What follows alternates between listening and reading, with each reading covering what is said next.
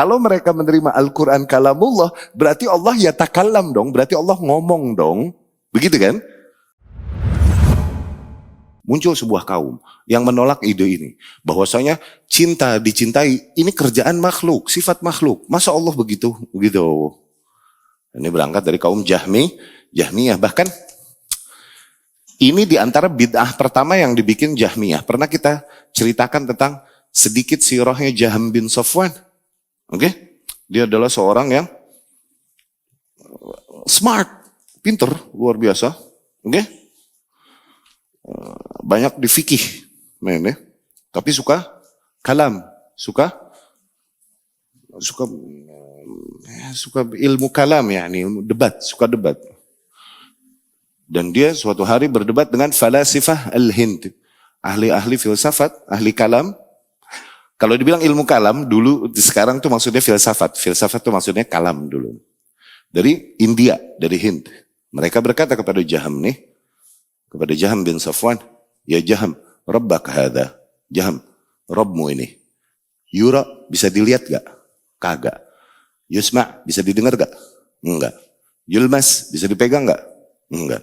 Yudhaq, bisa dirasa gak? Enggak juga. Idzan huwa ma'dum, hakikatnya Rabbmu ini gak ada. Begitu. Nah, itu dia gak bisa jawab.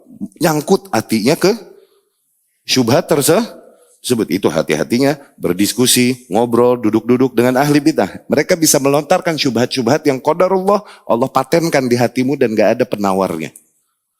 Nyangkut di hatinya. Dhalla arba'in yauman la yusalli. Akhirnya dia 40 malam gak sholat. Karena ragunya dia sama Allah. Nah di situ syaitan datang kepadanya. Membisikkan kepadanya formula dia ini. Innahul wujudul mutlaq wala sifatalah. Pokoknya Allah ini exist aja.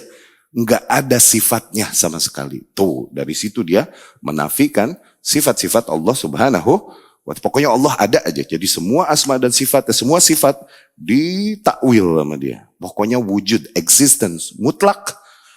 Oke? Enggak ada sifat sama sekali. Dibisikin begitu sama syaitan. Akhirnya jadilah formulanya dia nih, Jahmiyah nih. Zat?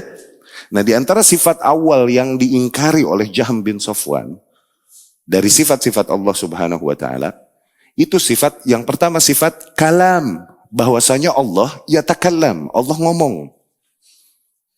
Oke? Dia bilang kalam ini sifat makhluk. Allah, masa Allah sifat makhluk? Gitu.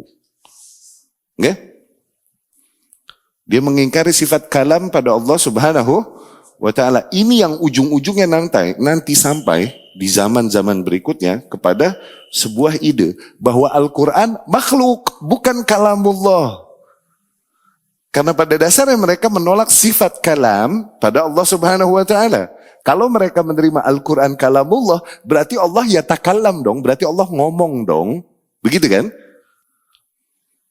Dinafikan itu, sifat kalam. Makanya ilmu kalam dibilang ilmu kalam juga, sebagian ulama bilang ilmu kalam dibilang ilmu kalam, itu karena diantaranya sebab diantara yang paling banyak dibahas di ilmu tersebut, sifat kalam pada Allah. Katanya gitu. Makanya ilmu kalam dikata ilmu kalam. Ada juga yang bilang, dikarenakan di situ yang diingat kalam orang mulu. Qala Aristoteles berkata. Qala falatu yakni Plato. Qala kultu, orang mulu, kalam orang mulu diapalin dijadiin kaidah kalam orang. Gitu. Ilmu kalam, dikata ilmu kalam begitu. Nah, sifat pertama juga selain sifat kalam yang dinafikan dari Allah Subhanahu wa taala masih Jahm ini, oke? Sifat khullah, sifat innallaha takhadha Ibrahim khalila. Sifat Allah menjadikan kekasih, mencintai seorang hambanya. Tuh, itu ditepis sama Jahm bin Safwan. Gak mungkin, katanya begitu. Padahal, innallaha takhadhani khalila kama takhadha Ibrahim khalila. Allah menjadikanku khalilnya, kekasihnya. Khullah. Okay? Sebagaimana Allah menjadikan Ibrahim khalilnya, kekasihnya. Sifat cinta ini ditepis oleh Jahm bin Safwan awal-awalnya itu begitu. Ya?